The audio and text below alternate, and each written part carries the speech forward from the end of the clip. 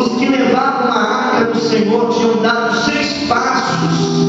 Eles sacrificavam os bois e os carneiros cevados. Davi dançava com todas as suas forças diante do Senhor, e estava Davi cingido de uma estola sacerdotal de linho. Assim Davi e toda a casa de Israel subiram trazendo a arca do Senhor com júbilo ao som de trombeta. Quando a arca do Senhor entrava na cidade de Davi, Mical, a filha de Saul, estava olhando pela janela, e vendo o rei Davi que ia saltando e dançando diante do Senhor, o desprezou no seu coração. Introduziram a arca do Senhor e puseram no lugar na tenda que Davi armara, e ofereceu Davi holocausto e oferta pacíficas perante o Senhor. E tendo Davi acabado de oferecer os holocaustos e as ofertas pacíficas, ele abençoou o povo em nome do Senhor dos Exércitos. Então repartiu todo o povo e toda a multidão de Israel, tanto homem como mulheres, a cada um bolo de pão, um bom pedaço de carne, um bolo de passas, e retirou todo o povo, cada um para a sua casa. E voltando Davi para abençoar a sua casa, Mical, filha de Saul, saiu a encontrar-se com ele e lhe disse: quão honrado foi o rei de Israel, descobrindo-se hoje aos olhos das suas servas e de seu servo, como um centejo se descobre um vadio qualquer. E disse Davi a Mical: perante o Senhor que me escolheu antes de teu pai e de toda a casa, mandando-me que fosse chefe sobre o povo do Senhor e sobre Israel, perante o Senhor tenho me alegrado. E ainda mais do que isso, me envilecerei e me humilharei aos meus olhos, quanto às servas de quem falasse delas serem honradas. E Mical, a filha de Saul, não teve filhos até o dia da sua morte. Amém? Diga graças a Deus. Eu quero repetir somente o versículo de número 5. Davi e toda a casa de Israel alegravam-se perante o Senhor, e com todo tipo de instrumento de pau, de falha, com harpa, saltério, tamborim, pandeiro e com sinos. Nessa noite o Espírito Santo de Deus, ele nos acende uma palavra bem gostosa de se ouvir e de se agregar dentro do coração. Essa palavra, nessa noite, ela tem um tema que tem que ficar dentro da nossa mente e tem que acompanhar a nossa vida. Eu quero pregar nessa noite sobre o tema avivamento com entendimento. Diga, avivamento com entendimento. Diga, avivamento com entendimento. É algo que nós precisamos. Durante toda a história da igreja primitiva, nós percebemos que a igreja, ela viveu um avivamento, viveu uma coisa viva, viveu momentos em que Deus levantava o seu povo para poder fazer a obra missionária, para pregar, para evangelizar, para orar, para visitar os necessitados, aflitos. Mas os irmãos percebem que todo o avivamento que Deus implantou na igreja dos Atos dos Apóstolos, o povo levava esse avivamento com entendimento. Não havia entre eles ignorância, havia um entendimento. Havia uma visão focada: vamos ganhar almas. Havia uma visão focada: vamos contribuir para a obra de Deus. Havia uma visão focada: vamos nos direcionar a obedecer aquilo que o Senhor tem para nós obedecer. Eles tinham um avivamento, mas eles tinham também entendimento. E muitas vezes, irmãos, nós deparamos com um avivamento sem entendimento. Deparamos com crentes que pulam, dançam, falam línguas, mas infelizmente fazem coisas horríveis.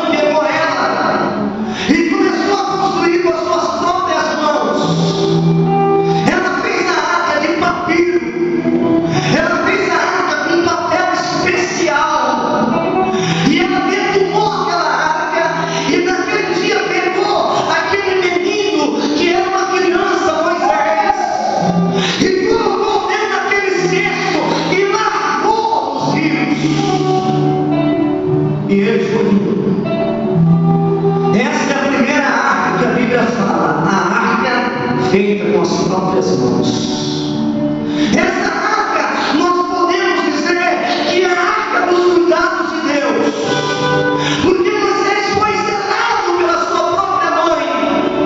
A sua mãe sabia que aquele rio direcionava as piscinas das mulheres de Faraó que estavam ali, as filhas de Faraó tomavam banho e se banhavam. Ela sabia a hora e os momentos em que aquela mulher estava se banhando.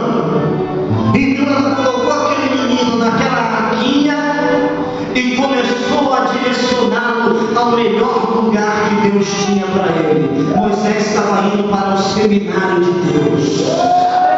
Os cuidados de Deus estavam em Moisés. E nessa noite Deus tem essa arca para você. Você tem os cuidados de Deus também. Deus pega você com a mão, Deus carinha você e Deus coloca você no melhor lugar que Ele quer para você. Deus tem cuidado de você. Aquela arca podia se destruir, aquela arca podia até se acabar no meio daquele rio e aquela criança morrer, mas aquela arca tinha não só a mão da mãe de Moisés, mas tinha a mão de Deus também. E como isso é bonito, irmãos, quando nós temos a mão da mãe, quando nós temos a mão de Deus, quando nós temos a mãe do Pai terrestre e a mão do Pai celestial, quando eles cuidam de nós. Talvez por você estar aqui nessa noite, por causa da sua mãe, ela lutou por você, ela trabalhou por você, ela orou por você, talvez errado, talvez a sua religião não era uma religião correta, mas a fé dela colocava você sempre diante de Deus. Você tentava sair, você tentava se largar, e ela puxava a tua orelha e disse: vem cá, me obedece, que Deus foi te preservando. Por causa disso você não se perdeu, porque a arca da proteção de Deus estava e está sobre a tua vida. Existe uma segunda arca na vida do crente, que é a chamada arca de Noé. Essa arca não foi feita por uma inspiração humana, ela foi feita por uma inspiração divina e pelas mãos de um homem. Foi uma arca que teve tanto a participação humana como a participação divina. Deus dava a planta e Noé ia fazendo. É bom quando nós vivemos dentro dessas duas participações. Quando nós vivemos dentro da participação humana, debaixo de uma liderança, debaixo de uma obediência, debaixo de uma submissão.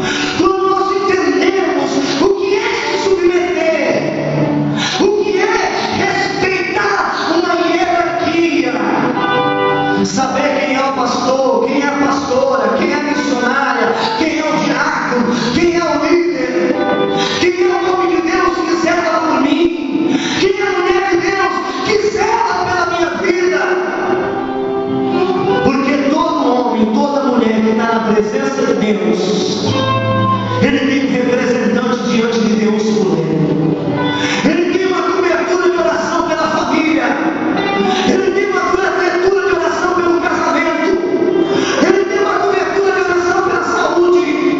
E se você começa a ficar fora de debaixo de uma intercessão humana, daquele que representa por você Deus aqui nessa terra, você fica a mercê. E muitas das vezes você sofre, você padece, você chora, você não consegue suportar, porque você está fora de uma intercessão.